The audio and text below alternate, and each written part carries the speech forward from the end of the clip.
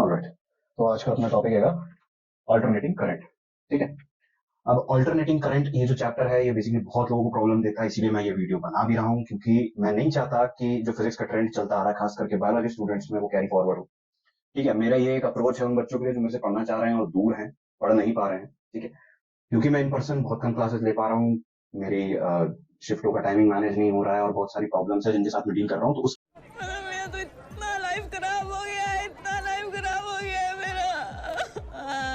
उसके लिए मैं एज अ सोल्यूशन लेके आया हूँ कि मेरे इस चैनल पे जितनी भी वीडियोस अपलोड होगी वो पूरी तरीके से एनसीईआरटी और एचसीवी और आईई इरडॉफ बेस्ड होंगी। तीन अलग अलग पार्ट्स में, एक मैं एनसीईआरटी कवर करूंगा, एक मैं एचसीवी कवर करूंगा और एक मैं आईई इरडॉफ को पूरा कवर करूंगा। मैं 11th और 12th के लिए है ये स्पेसिफिक जो मेरी सीरीज चल रही है। और तो आज का हमारा जो टॉपिक है वो है एसी करंट। ठीक है, अल्टरनेटिंग करंट, जो कि हमारा चैप्टर नंबर 7 है। ठीक है, एनसीईआरटी के अकॉर्डिंग, एनसीईआरटी फर्स्ट पार्ट में। अब देखिए, जब हम अल्टरनेटिंग करंट की बात करते हैं तो सबसे पहला जो क्वेश्चन आता है वो ये होता है कि एसी क्या है। ठीक है। ऑल्टरनेटिंग करंट एक बहुत ही सिंपल कंसेप्ट है जिसको हम जितना सिंपली समझ जाए वो उतना कम कंफ्यूजिंग लगता है। अदरवाइज अगर एसी में आप घूम गए तो आप घूमते रह जाओगे। ठीक बात। अब देखिए, अगर मैं एक सर्किट बनाता हूं, लेट सपोज कि मैंने एक सर्किट बनाया जिसमें एक बल्ब लगा हुआ है। ऑलराइट। ये जो बल्ब है ये एक बैटरी से कनेक्टेड है। ठीक है, ये बैटरी है और ये बैटरी से कनेक्टेड है। ये उसका पॉजिटिव एंड है बैटरी का और ये नेगेटिव एंड है। इन जनरल ये जो पॉजिटिव एंड है यहां से करंट फ्लो होना स्टार्ट करेगा, ऐसे जाएगा, बल्ब ग्लो होगा और इस डायरेक्शन से ये वापस लौट आएगा। This is a common working of a common circuit. ठीक है। अब यदि इस बैटरी को मैं घुमा के लगा दूं, लेट सपोज कि मैं इसके साइन उल्टे कर दूं कि यहाँ नेगेटिव आ गया और यहाँ पे पॉजिटिव आ गया, तो करंट का डायरेक्शन भी कैसा हो जाएगा, अपोजिट हो जाएगा। ऑलराइट। इस केस में भी ये बल्ब ग्लो करेगा। ठीक है। तो पॉइंट नंबर 1 सबसे इंपॉर्टेंट है कि डायरेक्शन ऑफ करंट। ठीक है, डायरेक्शन ऑफ करंट जो है डज नॉट अफेक्ट लोड। अब ये जो लोड शब्द है ये इन जनरल किसी भी इलेक्ट्रिकल इंस्ट्रूमेंट के लिए यूज किया जाता है। कई सारी बुक्स में कई सारे अलग अलग शब्द हैं, लोड आपको कई जगहों पे देखने को मिल जाएगा। ठीक है। अब देखिए, अब मुद्दे पे आते हैं कि ये पूरा एक्सपेरिमेंट करने का रीजन क्या था। इसका मेन रीजन ये था कि अगर मेरे पास एक ऐसा सोर्स है जो कि फ्रीक्वेंटली अपने वोल्टेज की डायरेक्शन चेंज कर रहा है। ठीक है। तो इससे बल्ब के ग्लो पे कोई असर नहीं पड़ेगा। हाँ, जब वो स्विच करेगा तो एक पर्टिकुलर मोमेंट के लिए ये ग्लो जो है, ये जो करंट फ्लो हो रहा है इससे, ये एकदम से कम हो जाएगा। ठीक है। और एसी जो अल्टरनेटिंग करंट होता है उसमें होता भी यही है। एसी में ज्यादा विस्तार में हमने 6 चैप्टर जो है हमारा ईएमआई, उसके लास्ट पोर्शन जो है एसी जनरेटर, उसमें समझ रखा है कि एसी कैसे काम करता है। लेकिन एक जनरल जस्ट दे रहा हूं कि अगर कोई वीडियो ये वाली एकदम से उठा के देख रहा है। ऑलराइट। अब देखिए, अगर मैं आपको बोलूं कि ये जो अल्टरनेटिंग करंट है ये एक ऑसिलेटिंग पार्टिकल की तरह होता है, तो क्या ये गलत होगा? नहीं। भाई साहब कुछ ज्यादा नहीं हो गया ये? मतलब क्योंकि इसमें बेसिकली इलेक्ट्रॉन्स जो होते हैं वो ऑसिलेट करते हैं। कैसे? लेट सपोज कि एक एसी सोर्स का जो सिंबल होता है वो होता है एक सर्कल जिसके अंदर एक वेव बनी होती है। ऑलराइट, ये एक एसी सोर्स का सिंबल होता है। अगर इससे मैं कोई भी दो तार जोड़ दूं, ठीक है, तो इसमें जो वोल्टेज होगा वो positive negative negative positive positive negative इस फ्लो में ऑल्टरनेटिवली चेंज होता रहता है। ये बेसिकली वर्किंग होती है एसी सोर्स की। द पॉइंट इज कि इलेक्ट्रॉन का फ्लो इसमें कैसा होगा, क्योंकि ये कंटिन्यूसली अपना जो डायरेक्शन है वो चेंज कर रहा है, तो इसमें इलेक्ट्रॉन का फ्लो लगभग एक ऑसिलेटिंग पार्टिकल की तरह होता है। लेट सपोज कि मेरे पास एक वायर है जिसको मैंने एक एसी सोर्स से जोड़ रखा है। ठीक है, एक एसी सोर्स से मैंने इसको जोड़ रखा है और इसमें इलेक्ट्रॉन्स है। मैं इलेक्ट्रॉन्स को यहाँ पे डॉट्स की तरह बना रहा हूँ और कैमरे में होपफुली विजिबल होगा सब कुछ। ठीक है। अब देखिए, फॉर एन इंस्टेंस अगर यहाँ पे एक पॉजिटिव और नेगेटिव वोल्टेज क्रिएटेड है इनिशियली, तो एक टाइम इंटरवल के बाद ये रेसिप्रोक हो जाएगा, इन्वर्ट हो जाएगा एकदम। तो ये हो जाएगा नेगेटिव और पॉजिटिव। जब हम फर्स्ट केस की बात करेंगे तो इसमें जब लेफ्ट साइड में पॉजिटिव है तो जो इलेक्ट्रॉन्स होंगे उनका फ्लो होगा ये इस डायरेक्शन में, वो नेगेटिव से निकल के पॉजिटिव में जाएंगे। ऑलराइट, नेगेटिव से निकल के पॉजिटिव में जाएंगे। अब जो मेजर मुद्दा है वो ये है कि जब ये उल्टा हो जाएगा, इन्वर्ट हो जाएगा, यानी कि इस डायरेक्शन में नेगेटिव आ जाएगा और इस डायरेक्शन में क्या आ जाएगा, पॉजिटिव आ जाएगा, तो इसका डायरेक्शन एग्जैक्टली ऑपोजिट हो जाएगा। लेकिन यदि यही काम मैं बहुत फ्रीक्वेंटली करता हूं, ये जो इलेक्ट्रॉन है इसको समझ ही नहीं आएगा कि किस साइड जाना है, ये बस फ्लो के साथ चलता रहेगा। एक में ये यहां जाएगा, साइकिल उल्टी हुई, ये वापस यहां आएगा, उसके बाद साइकिल उल्टी हुई, ये वापस वहां जाएगा, उसके बाद साइकिल उल्टी हुई, ये वापस यहां आएगा। तो ये इस तरीके से मूव करता रहेगा सर्किट में। अब ये हो गया वर्किंग एसी का एक नॉर्मल सर्किट, एक सिंपल सर्किट में। अब कई लोगों का सवाल होता है कि एसी की जरूरत ही क्यों है? एसी की जरूरत है, बहुत ज्यादा जरूरत है। क्यों? क्योंकि इसके बहुत सारे एडवांटेज हैं डीसी के मुकाबले। और नाउ द थिंग इज कि आगे जब अपन बढ़ेंगे तो advantages advantages of AC DC. अब देखिए एसी के एडवांटेज क्या होते हैं। एसी के दो मेजर एडवांटेज होते हैं डीसी के मुकाबले। पहला होता है पावर डिसिपेशन। होता है, लगभग हर सिस्टम में पावर डिसिपेशन होता है, बहुत होता है, क्योंकि कोई भी जो सिस्टम होता है वो 100% एफिशिएंसी पे काम नहीं करता है। ठीक है, लगभग जो सबसे क्लोजेस्ट हम पढ़ते हैं आइडल सिस्टम के वो होता है कार्नोट इंजन, और वो भी 100% एफिशिएंसी नहीं देता है हमको, और वो एक हाइपोथेटिकल सिचुएशन है। ठीक बात। अब एसी का जो सबसे बड़ा एडवांटेज है वो है पावर डिसिपेशन, बहुत कम है डीसी के मुकाबले। मतलब यदि आप एक पोल से दूसरे पोल पे यदि आप एक वायर लगा के डीसी करंट दौड़ाओगे तो ये वायर बहुत ज्यादा जल्दी क्या करेगा, पोटेंशियल ड्रॉप देगा। ठीक है, क्यों? क्योंकि उसमें एक इलेक्ट्रॉन जो यहां से निकल रहा है, एक इलेक्ट्रॉन जो यहां से निकल रहा है, उसको पूरी वायर ट्रैवल करते हुए यहां जाना पड़ेगा, और यहां कहीं पर उसको लोड मिलेगा। लोड का मतलब मैंने अभी बताया था कि कोई ना कोई इलेक्ट्रिकल इंस्ट्रूमेंट होगा, क्योंकि इलेक्ट्रिसिटी का मेजर काम क्या है, इलेक्ट्रिकल इंस्ट्रूमेंट का यूज करना। ठीक बात, उसमें इलेक्ट्रिसिटी पहुंचेगी, हम उसका यूज करेंगे। ठीक है, अब देखो जो मेजर चीज है यहाँ पे वो ये है कि ये इलेक्ट्रॉन यहां से चालू हो रहा है इनिशियल पोजीशन से, ठीक है, और यहाँ फाइनल पोजीशन तक पूरा ट्रैवल कर रहा है। तो इसमें इलेक्ट्रॉन का मोशन बहुत ज्यादा है। दैट मीन्स जो एनर्जी एसोसिएटेड है वो इलेक्ट्रॉन्स के साथ में, वो पूरे मोशन, क्योंकि मैक्सवेल ने क्या बोला, चार्ज पार्टिकल ट्रैवल करेंगे, रेडिएशन, एनर्जी डिसिपेट होगी। ठीक बात। अभी अगर मैं इसी फैक्टर को अगर मैं कंसिडर कर लूं तो मैं ये चीज बोल सकता हूँ कि भाई एक इलेक्ट्रॉन जो कि यहां से निकल के उधर तक ट्रैवल कर रहा है, उसकी एनर्जी डेसिपेशन बहुत ज्यादा होगी एज कम्पेयर टू अगर यहाँ पे एक एसी सोर्स लगा दूं मैं। अगर यहाँ पे दो पोल्स के बीच में एक एसी सोर्स लगा दूं, ये करंट जो ट्रैवल होगा वो इस एक इलेक्ट्रॉन की अगर मैं बात करूं तो इतने से इतने मोशन के बीच में सिर्फ ये इलेक्ट्रॉन को ऑसिलेट करना है अपनी जगह पे। एक बार आगे गया पॉजिटिव, फिर चेंज, फिर वापस आया नेगेटिव, फिर चेंज, पॉजिटिव, आगे चला गया। तो इतने से मोशन में इसका ये वाला जो एनर्जी है ना, इतने लंबे पाथ की, वो बच रही है। ठीक है, तो एनर्जी डेसिपेशन एसी में बहुत कम होता है। ठीक है, और दूसरी चीज, डैम्पिंग बहुत कम होती है इसमें। अगर मैं बोलता हूँ ना वोल्टेज डैम्पिंग की अगर मैं बात करूं, तो अगर मैं यहां से चालू कर रहा हूं, अगर मैं यहां से देख रहा हूं, लेट सपोज कि तार 1 किलोमीटर की है और मैंने यहाँ से 10 वोल्ट का पोटेंशियल बनाया था। ठीक है, 10 वोल्ट का पोटेंशियल मैंने यहाँ पे दिया, तो ये वहां पहुंचते पहुंचते हो सकता है 2 वोल्ट बचे। लेकिन एसी के केस में ऐसा नहीं होगा। अगर यहाँ पे 10 वोल्ट का मैंने पोटेंशियल दिया तो गिरी सी गिरी हालत में यहाँ पे लगभग 9.5 से 9.8 के बीच में पोटेंशियल रहेगा वहां पे। बहुत बहुत कम डैम्पिंग होती है इसमें। तो ये दो मेजर रीजन है। पहला, एनर्जी डेसिपेशन बहुत कम है एसी में, है ऑब्वियसली सिग्निफिकेंट है, लेकिन डीसी के कंपैरिजन में क्या है, कम। और दूसरा क्या है कि वोल्टेज डैम्पिंग, मतलब जो वोल्टेज हम दे रहे हैं और जो वोल्टेज वहां पहुंच रहा है, उन दोनों के बीच में जो कहना चाहिए कि जो जो वोल्टेज बीच में गायब हो गया, वो वोल्टेज जो गायब होने वाला है वो डीसी में बहुत ज्यादा होता है, बहुत ज्यादा गायब हो जाता है। एसी में ऐसा नहीं होता। ठीक है, क्योंकि इलेक्ट्रॉन को उतना मूव ही नहीं करना है, वो एक ही जगह पे ऑसिलेट कर रहा है। ठीक बात। अब क्योंकि हमने ऑसिलेशन की बात कर ही ली है, तो हमको ये चीज पता चली गई होगी कि एसी में जो इलेक्ट्रॉन्स ऑसिलेट करते हैं, एसी वोल्टेज देने पे जो इलेक्ट्रॉन्स ऑसिलेट करते हैं वो बेसिकली वेव मोशन को फॉलो करते हैं। ऑब्वियसली बात है, अगर मैं ये कहूं कि AC voltage provide wave motion two electrons, तो ये गलत नहीं होगा, ये बिल्कुल सही होगा। पता है क्यों? ये देखिए, अगर यहाँ पे मेरे पास एक इलेक्ट्रॉन है, ठीक है, और ये तार में आगे गया, आगे जाके वापस अपनी इनिशियल पोजीशन पे आया, ठीक है, इनिशियल पोजीशन से पीछे गया और फिर वापस अपनी इनिशियल पोजीशन पे आया। इस दौरान ये पार्टिकल ऑसिलेट कर रहा है। ठीक है, ये इलेक्ट्रॉन ऑसिलेट कर रहा है, और यदि इसके मोशन को मैं ग्राफिकली रिप्रेजेंट करना चाहूं तो ये कुछ ऐसे होगा। ठीक है, इसका जो रिप्रेजेंटेशन होगा वो ऐसा होगा। लेट सपोज कि ये जो डिस्टेंस यहां से यहां तक इसने ट्रेवल किया है, वैसे तो ज्यादा होता नहीं है, बहुत नानोमेट्रिक होता है, लेकिन लेट सपोज कि इसने ए ट्रेवल किया। ए क्या है? मैक्सिमम डिस्टेंस इसकी इनिशियल पोजीशन से, यानी amplitude.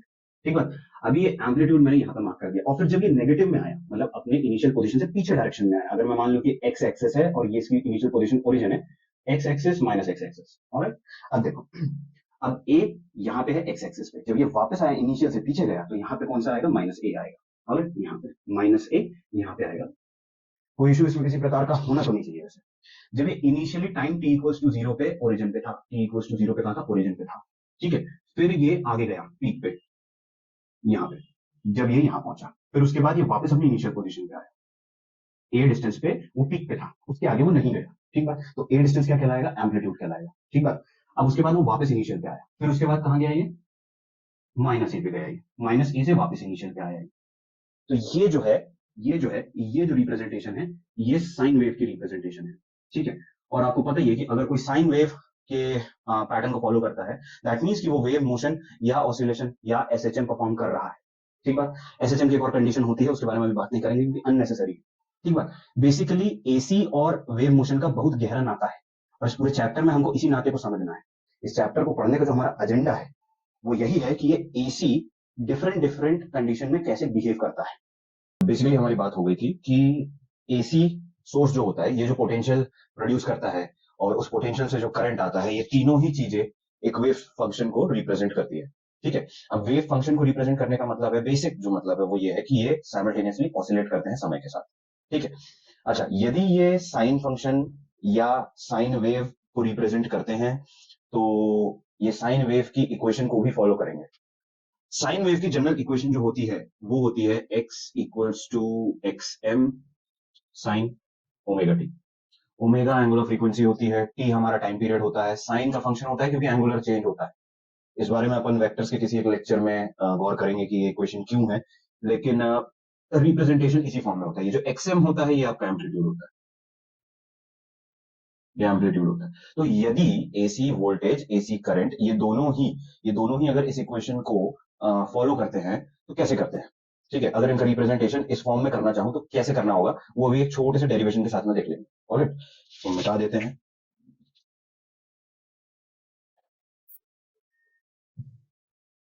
AC voltage in wave form, AC voltage in wave. Alright, तो अगर मैं रिप्रेजेंटेशन की बात करूं तो इसकी रिप्रेजेंटेशन होती है कुछ इस तरीके से, जैसे कि हमने भी वहां पे एक जनरल इक्वेशन लिखी थी वेव फॉर्म की, that will be x equals to x m sine omega T. अब हमें पता है कि अगर मैं पोटेंशियल को लिखना चाहूं तो potential is equals to V M sine omega t. अच्छा, पोटेंशियल को मैंने पहले क्यों लिखा? मैं चाहता तो इसको करंट के फॉर्म में भी रिप्रेजेंट कर सकता था, लेकिन मैं पोटेंशियल पे पहले क्यों गया? क्योंकि पोटेंशियल जो होता है उसकी वजह से करंट आता है, ना कि करंट की वजह से पोटेंशियल आता है। तो हम पोटेंशियल से करंट की इक्वेशन को डिराइव करेंगे। क्यों? क्योंकि पोटेंशियल कम्स फर्स्ट। ऑलराइट, अब देखो पोटेंशियल जो होता है, अगर मैं इसकी इक्वेशन में थोड़ा सा फेरबदल करूं, लाइक सपोज हमें पता है ओम्स लॉ क्या कहती है, ओम्स लॉ ये हमें ये कहती है कि V is equal to I R होता है। ऑलराइट, अभी यहाँ पे हमको मालूम है कि इस इक्वेशन नंबर 1 में ये V जो यहाँ पे दिया हुआ है, ये V जो यहाँ पे दिया हुआ है, that will be V is equals to V M sine omega T which is also equals to I R. ये इक्वेशन 1 और 2 का भरत मिलाव है। ठीक बात। अभी यहाँ पे अगर मैं देखूं तो ये आर को यदि मैं इसके नीचे ट्रांसफर कर दूं वीएम के, तो क्या मिल जाएगा मुझे? V M upon R sine omega T is equals to I. और अब इस क्वांटिटी को जरा ध्यान से देखिए, ये वी एम क्या होगा? एम्पलीट्यूड। एम्पलीट्यूड का मतलब है कि अगर मैं ये कह रहा हूं कि पोटेंशियल जो है वो वेव फॉर्म में ट्रेवल कर रहा है या वेव फॉर्म का है, तो मैं क्या कहूंगा? ये हो गया, ये मेरा पोटेंशियल। ऑलराइट, इसकी जो टॉप वैल्यूज होती है, चाहे वो पॉजिटिव वाई एक्सिस में हो या नेगेटिव वाई एक्सिस में हो, ये दोनों ही एम्पलीट्यूड में काउंट की जाती है। ऑलराइट, तो ये वैल्यू क्या हो जाएगी? वीएम। ये वैल्यू क्या हो जाएगी? वीएम। अब यहाँ पे माइनस साइन में लगा सकता था, लेकिन ये एक वेक्टर क्वांटिटी नहीं होती है। ठीक है, तो माइनस के बारे में हमको ज्यादा सोचना नहीं है, बेसिकली हमको ध्यान रखना है किस पे? मैग्नीट्यूड पे। अब देखिए, यदि यदि पोटेंशियल मेरा पीक पे है तो जो करंट प्रोड्यूस हो रहा है इस पीक पोटेंशियल से, वो भी क्या होगा? 1 minute 37 seconds later. तो हमारी बात हो गई थी कहां तक? V equals to V M sine omega T is equals to I R. ये हमारी जो इक्वेशन आई थी, फर्स्ट इक्वेशन और सेकंड इक्वेशन से आई थी। बीच में रिकॉर्डिंग का पूरा स्पेस उड़ गया था, तो अभी यहीं से रिज्यूम करेंगे अपन। ठीक है, अभी वी एम बाय आर जो मैंने अभी कहा था कि यदि मेरा वोल्टेज पीक पे होगा, यदि voltage directly proportional to current होता है, यदि वोल्टेज पीक पे जाएगा तो फिर करंट भी किधर जाएगा? पीक पे जाएगा। ऐसा हर बार नहीं होता, ऐसा हर बार नहीं होता, लेकिन मोस्ट ऑफ द केसेस में ऐसा ही होता है। जिन केसेस में ये नहीं होगा वो भी बताया जाएगा, वो बेसिकली कैपेसिटर और इंडक्टर का केस होगा। ऑलराइट, अब देखो, ये Vm बाई आर को मैं लिख सकता हूं I M sine omega T is equals to I. ये जो इक्वेशन अभी हमने डिराइव करी है, ये करंट की वेव इक्वेशन है। हमने चालू कहां से किया था? हमने चालू किया था वोल्टेज की वेव इक्वेशन से, वोल्टेज की वेव इक्वेशन से, और हम डिराइव करते हुए आ गए कहां? करंट की वेव इक्वेशन तक, करंट की वेव इक्वेशन तक। Alright, now the interesting thing is कि हमें ये चीज समझ में आ गई कि एसी सोर्स जो होता है वो वोल्टेज और करंट दोनों को ही क्या करता है? वेव का एट्रीब्यूट देता है, वेव एट्रीब्यूट देता है उसे। ठीक है, इसका मतलब ये होता है कि जब हम एक एसी सोर्स को एक सर्किट से लगाते हैं, ठीक है, तो वो एसी सोर्स क्या करता है? करंट और वोल्टेज दोनों को ही ऑसिलेट कराता है, ठीक है, उस पूरे सर्किट में। और हमारे पास इस चैप्टर में पढ़ने के लिए 3 ही कंडीशंस है, वैसे तो 4 भी है, देखा जाए तो एनसीईआरटी के बाहर अगर अपन चले तो 5-6 भी है, ठीक है, लेकिन एनसीईआरटी के अकॉर्डिंग हमारे पास मेजर 3 कंडीशन है और एक स्पेशल कंडीशन है। वो कंडीशन के बारे में भी डिस्कस कर लेते हैं, फिर डायरेक्टली उन कंडीशंस के बारे में पढ़ते हैं।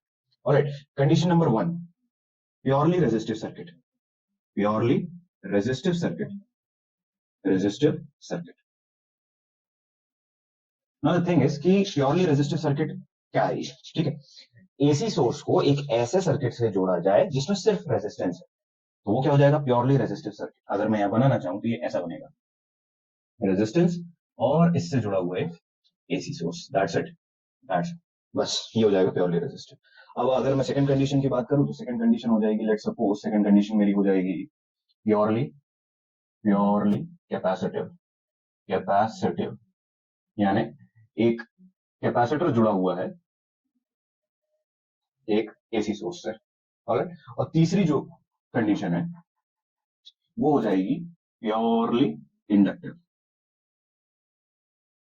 यानी कि एक इंडक्टर जुड़ा हुआ है, एक इंडक्टर जुड़ा हुआ है एक एसी सोर्स से, ऑलराइट। ये यही 3 मेजर कंडीशन है जिनके बारे में हमको पढ़ना है। अब यहां पे जो मैंने कहा कि मैक्सिमम पोटेंशियल पे मैक्सिमम करंट मिलेगा, ये जो होती है, ये सिचुएशन होती है प्योरली रेजिस्टिव सर्किट की। प्योरली कैपेसिटिव और प्योरली इंडक्टिव में ऐसा नहीं होता है, क्यों नहीं होता है, कैसा होता है, वो भी अपन देखेंगे। लेकिन यहाँ पे ये वाली कंडीशन रहती है प्योरली रेजिस्टिव में। तो सबसे पहले अपन प्योरली रेजिस्टिव को ही पढ़ते हैं, ठीक है, इसको बता दिया जाए। DC voltage applied to a resistor, ठीक है, ये हमारा पहला टॉपिक है जिसमें हमको फोकस करना है, AC voltage applied to a resistor, alright. अब यहाँ पे अगर मैं एक सर्किट बनाता हूँ, एक नॉर्मल रेजिस्टर हम ऐसे ही बनाते हैं, रेजिस्टेंस जिसको अपन कहते हैं, ये हमारा एसी सोर्स हो गया वेव साइन के साथ में, ठीक। और यहाँ पे 2-4 चीजों पर हमको बड़ा ध्यान रखना है, जिसमें से पहली चीज होगी कि इसमें जो वोल्टेज दौड़ रहा है उसकी इक्वेशन क्या है। अभी हमने थोड़ी देर पहले देखी थी कि जो एसी वोल्टेज होता है उसकी वेव इक्वेशन क्या होती है, V is equal to V M sine omega T, और जो करंट इसमें भाग रहा है वो होगा I equal to I M sine omega T. यहां पे करंट को सिर्फ रेजिस्टेंस से डील करना है, किससे, सिर्फ रेजिस्टेंस से, इसीलिए इसको प्योरली रेजिस्टिव सर्किट कहा जाता है, purely resistive, purely resistive, alright, purely resistive कहा जाता है, ठीक बात। अब ये दोनों इक्वेशन हमको बताती हैं कि भैया जब हमारे पास में मैक्सिमम अमाउंट ऑफ वोल्टेज होगा तभी मैक्सिमम अमाउंट ऑफ करंट मिलेगा, ठीक बात। क्यों, क्योंकि इन दोनों में कोई भी फेज डिफरेंस नहीं है, ये दोनों साथ में चल रहे हैं, कोई भी आगे कोई भी पीछे वाला सीन इसमें नहीं है, ठीक है। अगर इसका मैं ग्राफ बनाना चाहूं तो इसका ग्राफ भी काफी इंटरेस्टिंग है। ये ग्राफ हमको ऐसे देखने को मिलेगा कि ये हमारा लेट सपोज वोल्टेज है, ठीक है, ये वोल्टेज है, तो हमारा करंट जो होगा वो भी ऐसा ही होगा, और जब हमारा वोल्टेज वी एम मैक्स होगा तभी हमारा करंट भी आई एम मैक्स होगा। ये वी एम और आई एम क्या है, एम्पलीट्यूड है, ऑलराइट। और ये दोनों एग्जैक्टली सेम टाइम पे मैक्सिमम वैल्यूज अटेन करेंगे, और क्योंकि ये सेम टाइम पे मैक्सिमम वैल्यूज अटेन कर रहा है, इसीलिए इनके बीच में फेज डिफरेंस कितना है, फेज डिफरेंस जो होगा that will be equals to 0, phase difference इनमें 0 होगा। अगर दोनों में से कोई भी आगे या पीछे होता तो हमको बताना पड़ता कि ये कितना आगे है या वो कितना पीछे है, तो ये जो आगे पीछे यानी मैक्सिमम वैल्यू अटेन करने में जो समय का अंतराल आता है that will B phase difference, ठीक बात। अच्छा, अभी ये सारी बातें हो गई, अब थोड़ा सा और मुद्दे पे आते हैं, ऑलराइट। अब जो नेक्स्ट इंपॉर्टेंट टॉपिक है वो ये है कि हमें वोल्टेज पता चल गया है, हमको करंट पता चल गया है, हम यहाँ पे एसी को पढ़ क्यों रहे हैं, एसी को हम पढ़ इसलिए रहे हैं क्योंकि हमको ये देखना है कि डीसी से क्यों बेहतर है। और जब मैं एसी और डीसी के बीच का डिफरेंस बता रहा था तो मैंने उसमें बताया था कि यहाँ पे ना पावर डिसिपेशन को लेकर बहुत सारी कंट्रोवर्सीज है, जिसमें से एक कंट्रोवर्सी है कि इसमें पावर डिसिपेशन बहुत कम होता है। इसको मैं कंट्रोवर्सी इसलिए बोलता हूँ क्योंकि एसी के बहुत सारे नुकसान भी होते हैं, कई लोग इसके अगेंस्ट भी होते हैं। देखो, 2 चीजें जो बहुत इंपॉर्टेंट है, पहली चीज की ये पावर जो होगी ना, ये ऑन एन एवरेज कितनी होगी और इंस्टेंटेनियस कितनी होगी, ये दोनों का अंदाजा हमको होना चाहिए, क्योंकि अब ये समझ में आएगा कि मैं क्यों बोल रहा हूँ कि दोनों का अंदाजा होना चाहिए, ठीक है। सबसे पहले आते हैं इसकी इक्वेशन पे। आई की वैल्यू हमारे पास ऑलरेडी है, I equal to I M sine omega T होता है, ऑलराइट। अगर इसी को मैं यहाँ पर रिप्लेस कर दूं P is equal to I square R में, तो ये हो जाएगा P is equal to I M sine omega T का whole square multiplied by R, alright. और जैसे ही मैं स्क्वायर को यहाँ पे मल्टीप्लाई करता हूँ, that will be I M का square sine square omega T R. Alright, ये एक इक्वेशन मेरे को मिल जाएगी यहाँ पे पावर के लिए। अब देखिए इसमें जो और भी इंपॉर्टेंट चीज है, ठीक है, तो ये जो पावर का हमारे पास फॉर्मूला आया है ये है इंस्टेंटेनियस। इंस्टेंटेनियस, ठीक है, मतलब एक इंस्टेंट में ये सर्किट कितना पावर कंज्यूम कर रहा है, ये प्रोड्यूस कर रहा है। ठीक है, अब देखिए सिर्फ इंस्टेंटेनियस निकालने से काम नहीं चलता है, हमें एवरेज वैल्यूज भी चाहिए होती है, क्योंकि एवरेज कैलकुलेशन हमको हमारे कैलकुलेशन को बहुत इजी बनाता है एज कम्पेयर टू इंस्टेंटेनियस, क्योंकि यहाँ पे हर इंस्टेंट पे करंट अपना डायरेक्शन चेंज कर रहा है, पोटेंशियल अपना डायरेक्शन चेंज कर रहा है, इसीलिए हमको इंस्टेंटेनियस वैल्यू से ज्यादा एवरेज वैल्यू पे ध्यान देना चाहिए।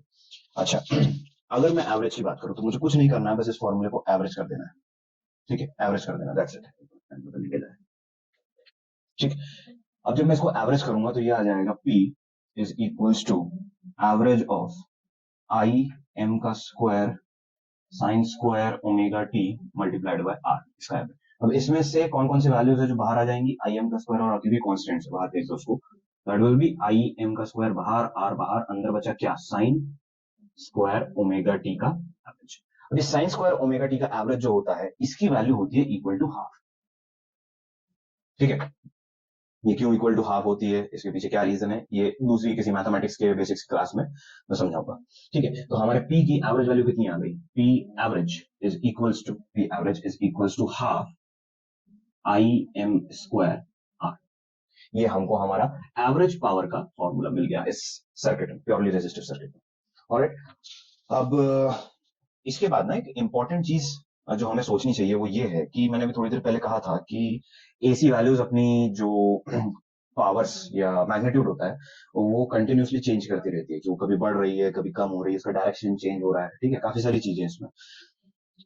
तो क्या हम डीसी के फॉर्मूलेज एसी में अप्लाई कर सकते हैं, लाइक फॉर इंस्टेंस अगर मैं ओम्स लॉ लगाना चाहूँ, V is equal to I R इसमें लगाना चाहूँ, मेरे लिए बड़ा कठिन काम होगा। कठिन काम इसलिए होगा क्योंकि मैं अगर इस इंस्टेंट पे, लेट सपोज इस पर्टिकुलर इंस्टेंट पे जो कि 4 सेकंड है, लेट सपोज 4 सेकंड, इस पे अगर मैं लगा रहा हूँ, ऑलराइट, तो क्या होगा, इस पे अगर मैं लगा रहा हूँ तो मेरे को V is equal to I R की एक डिफरेंट वैल्यू मिलेगी, V is equal to I R, क्योंकि यहाँ पे V भी पॉजिटिव है आई भी पॉजिटिव है। लेकिन अगर मैं इस पॉइंट पे लगा रहा हूँ, लेट सपोज 8 सेकंड या 9 सेकंड पे, यहाँ पे V भी गिरता हुआ है आई भी गिरता हुआ है, ऑलराइट, और रेजिस्टेंस को अगर मैं कांस्टेंट मान भी लेता हूँ स्टिल मेरे को V और I और R की अलग वैल्यूज मिलेगी। और किस इंस्टेंट पे लगाना है एक बहुत बड़ा सवाल होगा, क्यों, क्योंकि लेट सपोज कि आपने एक बल्ब चालू किया, ठीक है, वो बल्ब 2 घंटा चला और आपको पावर बतानी है कि कितना कंजम्पशन ऑफ बिजली हुआ है उसमें। इसमें कंजम्पशन ऑफ बिजली कैसे बताओगे, हर एक पॉइंट पे निकाल करके सबको ऐड करना पड़ेगा। ऑलराइट, यही यही होता है इसमें, आपके जो बिजली विभाग वाले जो बिल देते हैं उसमें यही होता है कि वो लोग नहीं, अगर सिर्फ एसी पे वो लोग काम कर रहे होते तो वो लोग क्या करते, हर एक पॉइंट पे क्या निकालते, पावर कंजम्पशन, और उसको क्या करते थे, ऐड ऑन। ठीक बात। अब ऐसे सिचुएशन से बचने के लिए हमारे पास एक कन्वर्जन फैक्टर होता है जो कि एसी की सारी वैल्यूज को डीसी के फॉर्म में कन्वर्ट कर देता है। ठीक है, जैसे ही वो डीसी के फॉर्म में कन्वर्ट होते हैं हम डीसी के सारे फॉर्मूले उसके ऊपर लगा सकते हैं। ठीक, तो वो कन्वर्जन फैक्टर जो होता है उसे कहते हैं आरएमएस वैल्यू। आरएमएस वैल्यू का काम क्या होता है, एसी की सारी वैल्यूज को डीसी के फॉर्मेट में कन्वर्ट करना, ताकि डीसी के सारे फॉर्मूले उसके ऊपर लग जाए। ठीक है, अब आते हैं आरएमएस वैल्यू के ऊपर। प्योरली रेजिस्टिव सर्किट खत्म हो गया है, इसमें इतना ही था। हमने इंस्टेंटेनियस पावर देख ली, एवरेज पावर देख ली, दोनों की इक्वेशन देख ली, दोनों के बीच में फेज डिफरेंस देख लिया, इतना मोर देन इनफ है। ठीक है, अब आगे बढ़ते हैं। ठीक है, अब हम बात करते हैं आरएमएस वैल्यू और यूनिक कन्वर्जन फैक्टर की। तो सबसे पहले हम बात करते हैं कि इसकी जरूरत क्या है। इसकी जरूरत मैंने अभी थोड़ी देर पहले बताई कि क्या होती है। अगर हमारे पास एसी की वैल्यूज है जो कि बहुत ज्यादा कॉम्प्लेक्स टू डील है, ठीक है, और अगर हमको इसको कन्वर्ट करना है डीसी फॉर्मेट में, तो हम कौन सा कन्वर्जन फैक्टर लगाएंगे इसमें, आरएमएस कन्वर्जन फैक्टर। ठीक है, आरएमएस का फुल फॉर्म होता है root mean square, alright, root mean square. ठीक है, और ये बेसिकली बड़ा सिंपल होता है, ज्यादा कॉम्प्लेक्स नहीं है। कि अगर हमारे पास 4 वैल्यू है एसी की और हमको उसमें कोई एक डीसी का फॉर्मूला लगाना है, लेट्स सपोज कि ओम्स लॉ लगानी है, ठीक है, तो V is equal to I R लगाना है, तो ऐसे केस में हमको एसी की वैल्यूज को पहले आरएमएस फैक्टर से ऑपरेट करवाना होगा, मैथमेटिकली ऑपरेट करवाना होगा, और उसके बाद हम डीसी की जितनी भी जो डीसी फॉर्मेट में हमको वैल्यू मिलेगी उस पर हम डीसी के फॉर्मूले लगा सकते हैं। और तो ये आरएमएस वैल्यू का काम होता है, रूट मीन स्क्वायर वैल्यू का। ठीक है, तो अगर मैं रूट मीन स्क्वायर की बात करूं तो अभी हमने ना पावर का एक फॉर्मूला लिखा था यहाँ पे, चलिए मेरा पेन, अभी मैंने पावर का यहाँ पे एक फॉर्मूला लिखा था। पावर अपन ने जो निकाली थी, एवरेज पावर की बात कर रहा हूँ मैं, एवरेज पावर जो मैंने निकाली थी वो था हाफ आई एम का square multiplied by R. Now अगर आरएमएस वैल्यू की मैं बात करूं तो RMS let suppose I RMS है, ठीक है, I RMS is equals to I M upon root two. ये उसका कन्वर्जन फैक्टर होता है और ये बड़ा सिंपल सा कन्वर्जन फैक्टर है, इसमें ज्यादा कुछ है नहीं, ठीक है। अगर मेरे को आई आरएमएस लिखना है तो ये होगा I M divided by root two. अगर मेरे को वी आरएमएस लिखना है, वोल्टेज की किसी वैल्यू को आरएमएस वैल्यू में कन्वर्ट करना है, तो मुझे उसका जो एम्पलीट्यूड होगा उसको डिवाइड करना पड़ेगा किससे, रूट टू से। ऑलराइट, अगर मैं इसी चीज को फॉलो करूं, अगर मैं इसी कन्वर्जन फैक्टर को, ये आरएमएस कन्वर्जन फैक्टर्स को फॉलो करूं, तो मैं इस एसी के फॉर्मूले को कन्वर्ट कर सकता हूं किसमें, डीसी में। कैसे, ये देखो, अगर मैं इसको कर रहा हूं P average is equal to half I M square, alright, multiplied by are.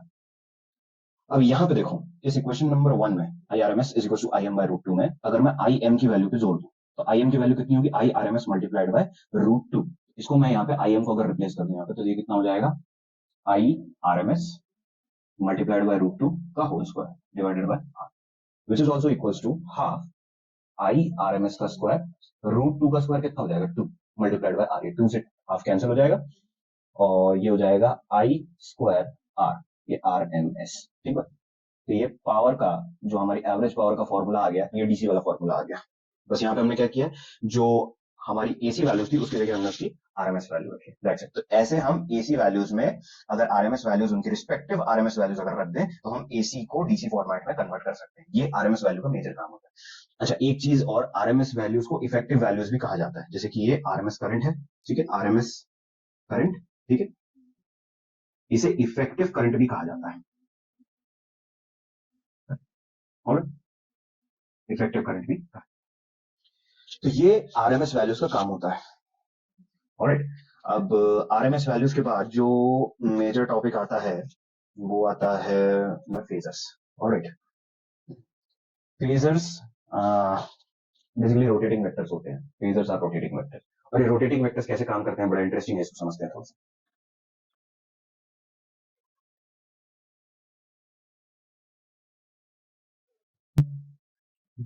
ठीक, अब हम देखेंगे phasors. Alright, phasors are nothing but rotating vectors. Alright, और वेक्टर्स, रोटेटिंग वेक्टर्स, और ये बड़े इंपॉर्टेंट होते हैं, ये एसी को समझने के लिए बड़े इंपॉर्टेंट।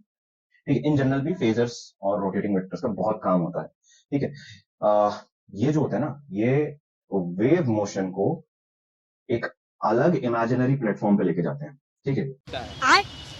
अगर कोई वेव है, उसमें पार्टिकल बेसिकली एक साइन वेव के फॉर्म में ट्रैवल करेगा, ये सबको पता है, ठीक है, लेकिन उसमें एंगुलर रोटेशन आ रहा है, ये चीज हमको फेजर समझाते हैं। ऑलराइट, तो फेजर्स बेसिकली क्या क्या बताते हैं और कैसे बताते हैं उसको जरा ढंग से समझते हैं अपन। ऑलराइट, लेट्स सपोज कि मेरे पास एक वेव है, लेट्स सपोज कि मेरे पास एक वेव है। अब ये वेव जो होगी ये एक साइन वेव होगी। ऑलराइट, ये साइन वेव है। अभी मैं सिर्फ साइन की बात कर रहा हूँ, कॉस की नहीं कर रहा हूँ, क्योंकि उसकी अभी जरूरत नहीं, ठीक है, ये ऐसा।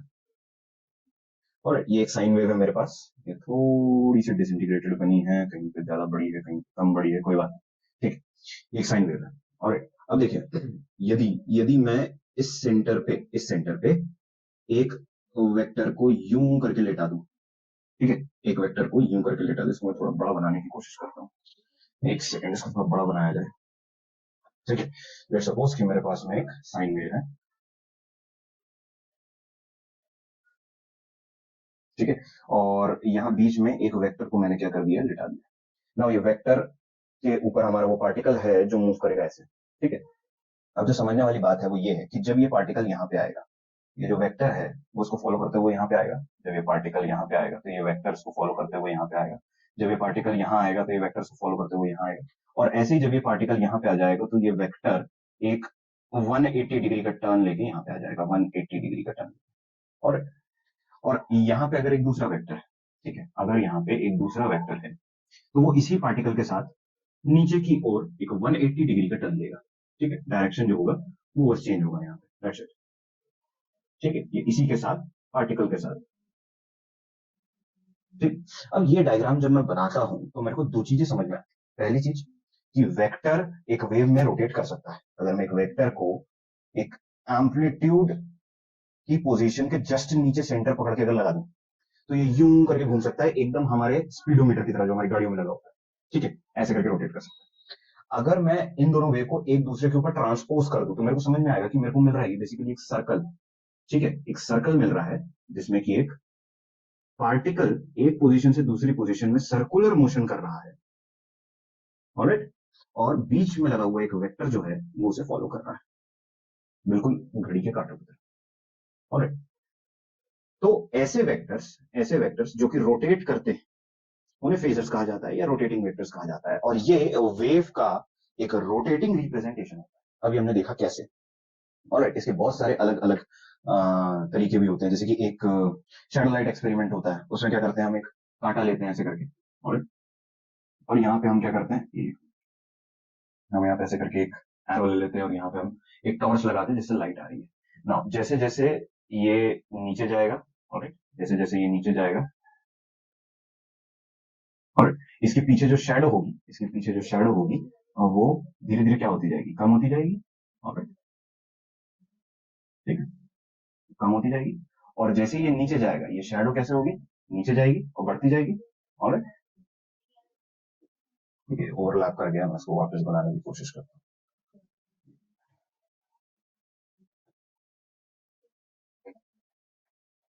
रोटेटिंग वेक्टर्स और वेव मोशन के बीच का एक और रिलेशनशिप अगर अपन देखना चाहें तो ये कुछ ऐसा दिखेगा। लेट्स सपोज कि हमारे पास यहाँ पे एक घूमता हुआ और यहाँ पे वेक्टर है और यहाँ पे हमारे पास में एक लाइट है। लेट्स सपोज एक टॉर्च हमने यहाँ पे लगा रखा है जो कि ऐसे करके लाइट दे रहा है। जैसे ये घूम के इस पोजीशन पे आएगा, ऐसे ऐसे करके ये 90 डिग्री पे आएगा, वैसे इसकी जो शैडो होगी इस डायरेक्शन में वो क्या होती जाएगी, कम होती जाएगी। और जैसे ये घूम के नीचे से 180 डिग्री पे पहुंचेगा, इनिशियल से 180 डिग्री पे पहुंचेगा, इसकी जो शैडो होगी इस दौरान वो नीचे की ओर बढ़ती जाएगी। और फिर जब ये घूम के वापस इस पोजीशन पे आएगा और तो इसकी शैडो क्या होगी, वापस कम होती जाएगी। फिर जब ये वापस ऊपर जाएगा तो इसकी शैडो क्या होगी, बढ़ती जाएगी। और फिर उसके बाद में जब ये वापस नीचे जाएगा फिर कम होगी और फिर ये बढ़ेगी, और इसी प्रकार से हमको एक वेव फॉर्म देखने को मिलेगा इसके रोटेट करने की वजह से। तो ये एक एक्सपेरिमेंट है जो लोग करते हैं इन जनरल रोटेटिंग वेक्टर समझाने के लिए, ठीक है। द थिंग इज कि ये सारी चीजें हम कर क्यों रहे हैं, क्योंकि हमको रोटेटिंग वेक्टर्स में रिप्रेजेंट करना है कई सारी चीजों को, ठीक है, जिसमें सबसे इंपॉर्टेंट चीज है वो है एसी वोल्टेज और एसी करंट। ये दोनों चीजों को हमको रोटेटिंग वेक्टर्स में रिप्रेजेंट करना है, क्यों, अंडरस्टैंडिंग अच्छी होगी और दूसरी चीज उनकी स्टडी में आसानी होगी, ठीक है। हम क्वेश्चन सॉल्व करने के लिए तो भाई रोटेटिंग वेक्टर्स बहुत इंपॉर्टेंट होते हैं। मैं क्वेश्चन पे आया नहीं हूँ, बेसिकली मेरी थ्योरी वीडियो है ये, ठीक है। तो अगर मैं रोटेटिंग वेक्टर्स की बात करूं, लेट सपोज, तो अगर मैं एक डायग्राम बनाता हूं, कौन सा, प्योरली रेजिस्टिव का,